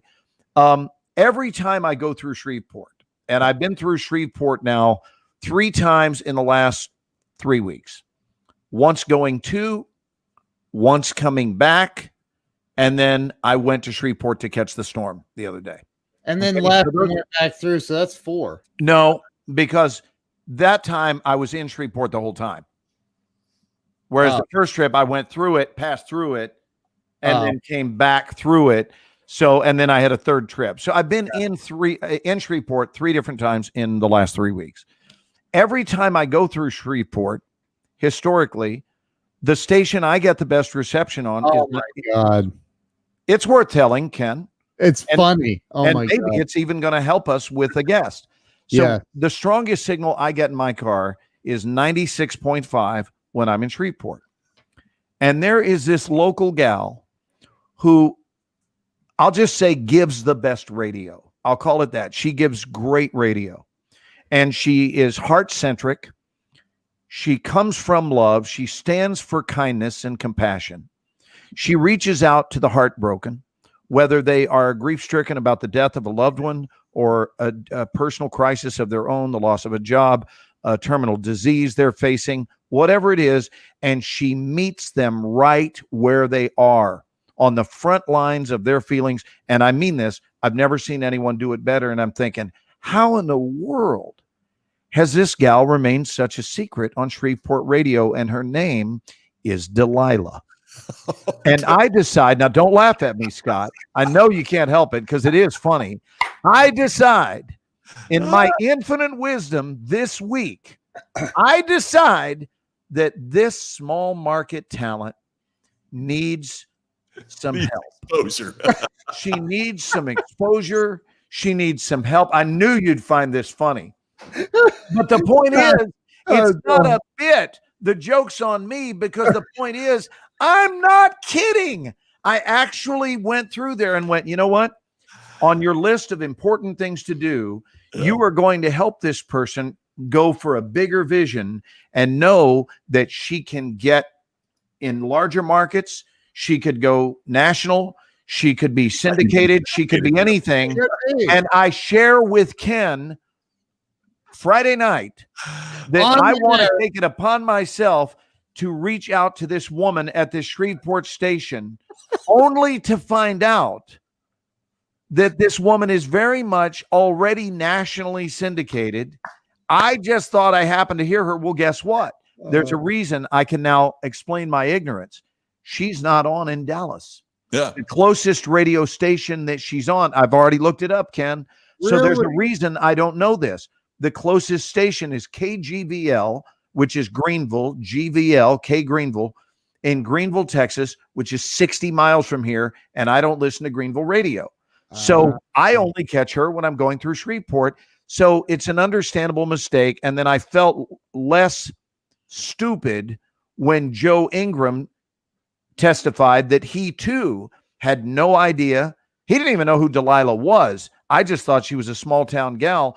And yeah, so Justin is telling us syndicated for 25 years. The moral of the story is I want her on our show as a guest because I now understand how she became syndicated because she's friggin' awesome. She's awesome. So Scott probably knows her. Do you know her, Scott? No, I've never met her, but she and she's had some personal challenges of her own too. She And I think- lost 2 of her children. yeah, and I think that's why she can relate, and because she's been there, she gets Yeah, it. the pain of others. Yeah, and she is also, I say this, and a lot of folks often take it wrong, but part of what makes her so good is she draws you in, and that is the key of broadcasters, is that it might be broadcasting, but you feel like they're talking to you. Mm-hmm. And Rush Limbaugh is another one that's a phenomenal broadcaster. Now, you may hate his guts for his, political approach, or you may love him. Either way, but as he holds something, I don't have a piece of paper, and his formerly nicotine-stained fingers, and he's the master of the tease. Gosh, I'm up against the clock right now, but we'll talk about this when we get back after the top of the. Oh yeah, I mean, What are the T's? The master of the T's. What do the T's stand for? a tease is Oh, you mean tease, like tease the audience? teasing what's coming. I up. got you. I got you. But most broadcasters have always done a tease, like coming up at 7 after the hour, we'll have the next report on. Rush never does that. Rush always makes it sound like he's dying to tell you this. Oh, but they're out of time. Oh, gosh, I don't have time to finish this story. Hang on. We'll be back right after the news at the top of the hour, and I'll finish this story. And you see people who sit in their cars listening, waiting to hear the end of the story because he's teased it in a way that people don't talk in real life saying, hey, Ken, I'd like to tell you about this, and I'll have all the details at 7 after. Right? I mean, And even Paul Harvey coined the phrase, and now the rest of the story. Yeah. yeah. What a master. Well, I just think Delilah is as fine as, I truly found my soul soothed, and I was amazed at how far reaching the signal was out of Shreveport, because I picked it up at least 100 miles south of Shreveport, and it went on probably almost 100 miles continuing toward Dallas. So it lasted more than half the trip. Shreveport is 185 miles due east of Dallas. But anyway, so I am committed to having Delilah on our show. That'd be so cool. And I'm going to start making phone calls because I'm richly connected. And although I don't know her myself, I'm sure I know people who do know her that can reach out. She's on, by the way, Glenn, if She's on right now. You can download the iHeartRadio app to your mobile device and listen to Delilah anytime you'd like. She's on iHeartRadio.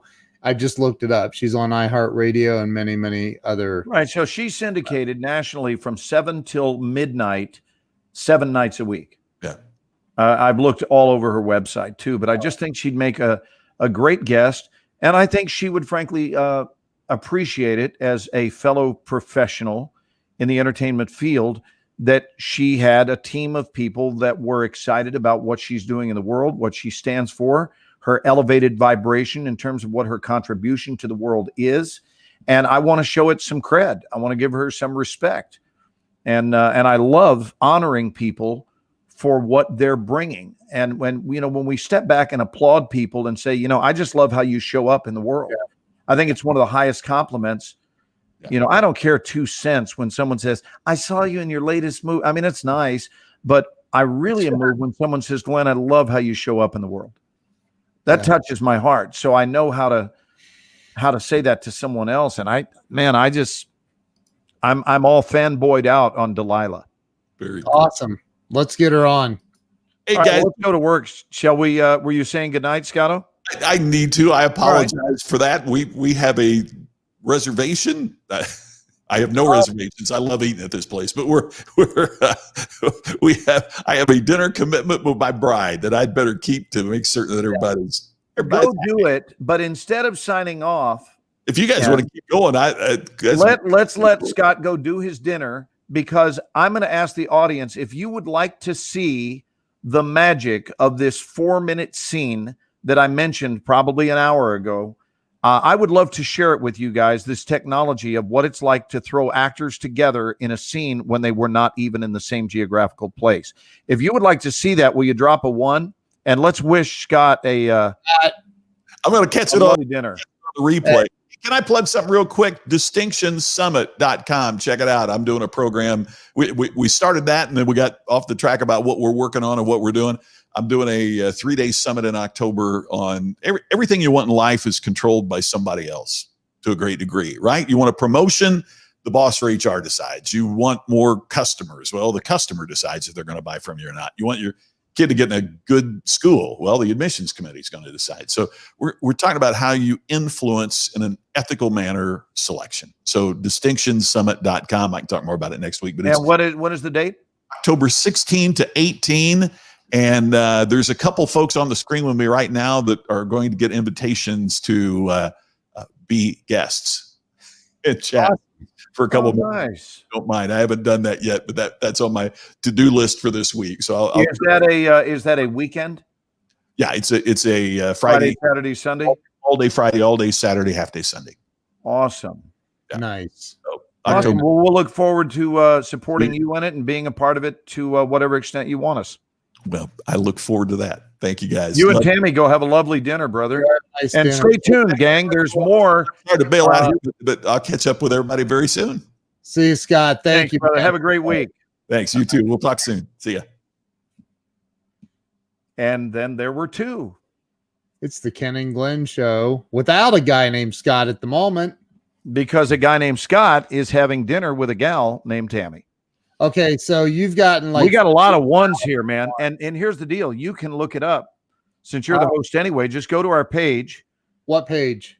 the Extra Mile All Classes, Okay. and we're going to give a little exposure because it's on that page.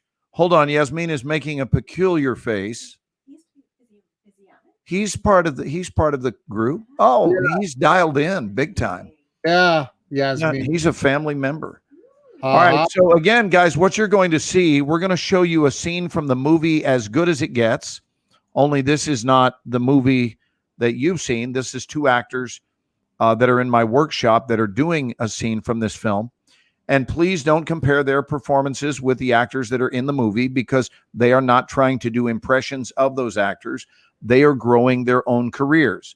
In this case, the male actor is actually in Tulsa, Oklahoma.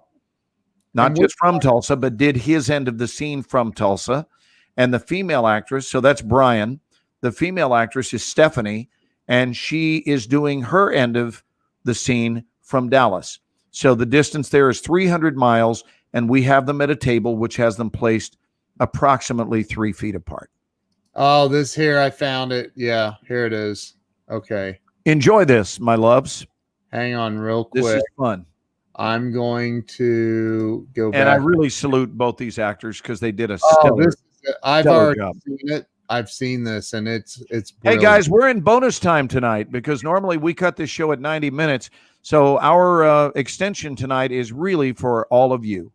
We love you, and we are grateful to serve you and spend a little extra time connecting with your hearts. This is a great scene, by the way. I've seen it. It's amazing. Hang on. Let me get to this and then do this and come over here and do this. And are we ready? Let's do this. Let me make sure I start this at the beginning. Okay, here we go. Did you share your sound? Yep.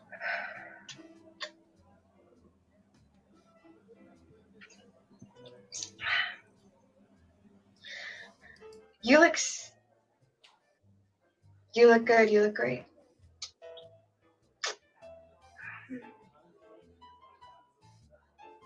Do you want to dance? Yeah, I was thinking about that since you brought it up before.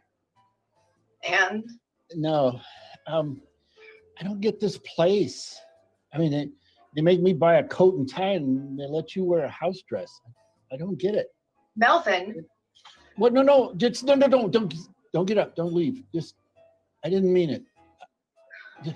You can still give me the dirty look. Just don't leave. Stay there and give it to me. okay. Pay me a compliment. I need one. Quick. You have no idea how much my feelings were hurt by what you just said. Man, oh minute somebody gets it, you need them. They threaten to leave. Never fails. Okay, that's just you trying to sound smart so I feel stupid. Okay, a compliment is something you say that's nice to somebody. Okay, now or never. Uh, okay, just.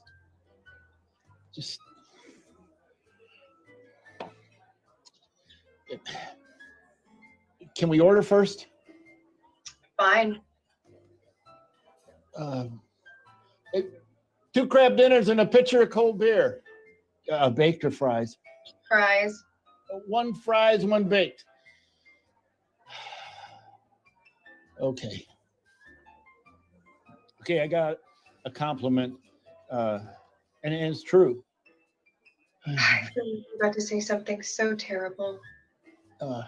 Don't be pessimistic. It's not your style. Okay, here it goes. Clearly a mistake. All right, I got this, ailment. And my doctor, a shrink, who I used to see all the time, he says 50 or 60% of the time pills really help. I hate pills. Very dangerous things, pills. I'm using the word hate here for these pills. Yeah. Well,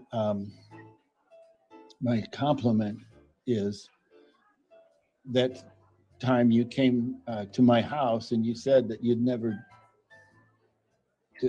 well, you know, you were there.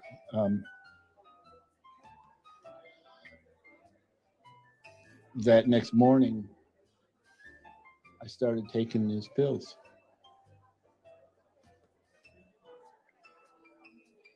I don't quite get how that's a compliment for me.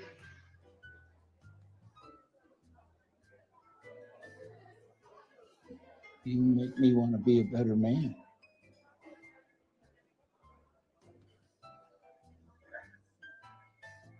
Oh.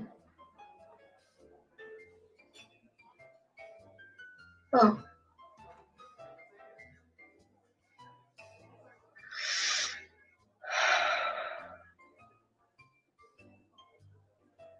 Well, would you like to order a side of oysters with that crab? You know what they say about those.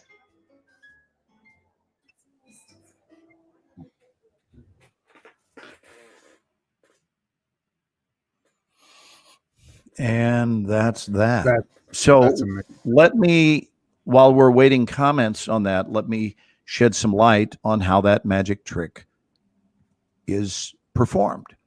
So they were working alone, each one in their respective city, Tulsa for Brian and Dallas for Stephanie. And they are listening to the other one only, but they can't see them because if they look at the computer screen, the eye line will be wrong for the scene. So they are trusting me entirely to tell them exactly where to look. Here is your eye line that matches up with him. Obviously, you don't want to stay in that eye line. You want to move over here and think about what you're going through, what you're feeling, your thoughts, and then look back to the eye line and connect. So they have this, a little Post-it that is put somewhere either on their computer or on a wall that has been designated as the target for the eye line. And both parties are doing that and listening. And, you know, for safety during this COVID period, it allows everyone to do their scene work from home. And then we see the assembled puzzle before they do because it is being assembled live via voice activation. So whenever there's a sound, the camera will jump to the other side. And then when class is over, it gives them the option to download to their computer or to the iCloud, but they will have a copy of what they did and they still have not seen it. So after class will be the first time for them to see their own efforts pieced together. And then if they really love what they did, then they can be an overachiever and put just a little soft music track up underneath it, which layers in that last remaining bit of reality. And it also paints the illusion that this is done all right there in one spot, so that the same constant music thread is playing through both of their realities as they talk. And that is the final cherry on top of the illusion. And when you realize those actors looked right at each other, went through emotions, went through everything, and both of them were entirely alone 300 miles apart. It's magnificent. And it's what we're working with in the interim. This is not an infomercial for my class. And Ernest, I'll certainly get you that information. But this is just a testimony to what you can create in life when you put your mind to it. Yeah. Instead of accepting the role of the defeated, right? So that could be the first thought, is if you're quick to jump to the conclusion, COVID is present, we're screwed. We have to shut the school down. It's over. Greatest thing I've ever done, which is my connection with my students. It's over. Well, it's only over if you accept that it's over. But what if you just put on your entrepreneurial cap and think differently in an alternate category? How can we do this? Well, I didn't know anything about Zoom. Enter God's gift to me is Ken. And Ken shows up, and shortly after we meet, he's like, dude, you want to go to the Zoom format? Let me teach you how Zoom works. And then we took it and ran from there. So now we have this well-oiled machine that is cranking out product, and it's great fun to see these actors put on these scenes. And now when they get the opportunity to get back on sets, they're going to have a real live flesh and blood human being with them, and they will be magnificent because they've been starved for human connection. And they've been forced to use their imagination to create the connection that was not there, only in their minds. How cool is that? Some folk and dish sounds. Let me hear something about the ambient noise. Yeah, he said fork. He meant fork and dish sounds in the background. Yeah, I couldn't agree more. Please, Justin, understand this. This is not a finished product. I couldn't agree more that there's a term for that in post, and it's called Foley. For those of you who don't know the post-production terms, you're talking about Foley recording, and that would be where they put in, maybe we hear one of the cooks saying something in the background. We hear sounds of the other people chatting at tables. We hear a fork or a dish, a busboy putting things in a bus tub. All of those things are layered in there to just send the scene off through the clouds. But it's still magnificent nonetheless. And one of the things I would love to do is create an entire film, whether it's a short film or a full-length feature, just as a novelty item, a full-length feature where the actors never met. They never met. They never shared the same room twice. They were never together. And it's all done by the miracle of magic. So that's cool. Yeah. You guys all enjoy that. That was awesome. Did you get my text message during? Oh, sorry. I was so jacked up. No, it's all right. It's all good. So everybody absolutely loved that. And I loved it. I loved it. Cool. Well, Bud, you know what I'm going to do? I'm going to spend a little more time with Yasmin before she's got to take off because she knows I go into teaching mode. By the way, we have no class tomorrow, Ken. I saw that. It's because it's the 5th week.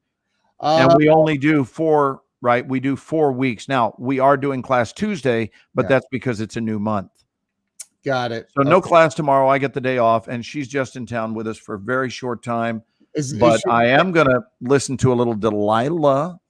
Is she there? Is she there tonight? She leaves tonight? No, she's not going back for a couple of days. She'll be heading back to her place.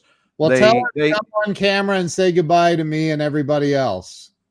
Oh, well, she can come do that. I'm going to put her in the hot seat. Everyone, this is my dear friend, Yasmin. Well, you don't have to get up. I do. In order for her to sit right down in the hot seat. Hold on. Yeah, let's have her. Maybe I should interview her like I do on my show. Yes. I think you need some females in your show, frankly. Interview her. You should interview her because tonight's topic is whatever. Hey, Joan. I see Susan. Yeah. All right, I'm invading. Miss Carolyn, you lovely ladies. Don't you think there should be a lady? Yes, I agree. Don't you think you need a lady's voice? A lady's heart, a lady's perspective? Yes, No. absolutely. back in the other room while he interviews you. Listen. Absolutely. I'm not interviewing her tonight. I have to go. My You guys are on 2 hours. I know. My text message to Glenn was, I have to go after this scene. Oh my gosh. Hey, you should come and be on a guest on my show and let me interview you. You tell your I life- would love to. Well, I'm going to send you a link so you can book it. Let's do it. Let's do it. Do it. So here, I love that. Yes, a Delilah voice. Yes, Miss Donna. Miss Donna's lovely too. I get to see her in class. So did Glenn leave? He's like, I'm going to have dinner. I'll Might be. Oh, I thought I was paying. Oh, I'm He's still- actually walking around. I'm still here, Ken. I was just Oh. trying to give you a little He's one-on-one. walking around. well, hey, are you, who's taking us out? Do you want to Yasmin, you take us out. Well. This has been a great show. 2 hours of fun-filledness.